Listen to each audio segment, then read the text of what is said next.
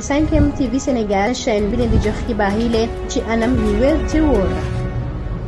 jaajëfal nañ leen mbokku internet yu 5M TV Sénégal dal leen jàmm ci seen chaîne bi lee ñu ànd ak yéen jukki leen xibaar yi rek la ca gën a fës ñu wax rek jëm ci mbiru nag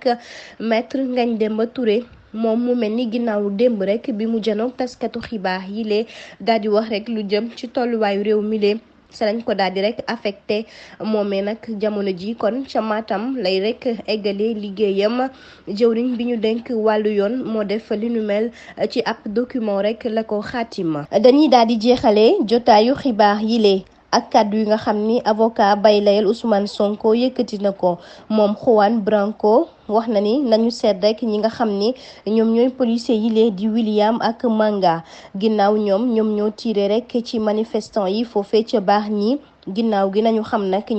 ñoom ñooy kan ak itam lu jëm ci commissaire ba ak adjudant ya mu àndaloon ci noone jàpp na ni bu ñu xoolee rek tiir ya fa mu daal di jóge ak ñi ñu faat itam ak ñi nga xam ne ñoo doon filmer foofee ca mairie ba fan la ñu jëlee rek lilee di fusil yi maanaam arme yooyee rawatina ca place publique bi jàpp na ni kon loolee buñ ko toppee rek ba xool ko dinañu xam ñooñee fan la ñu daal di jóge te enquête ba ñuy wax kon dina gën a gaaw.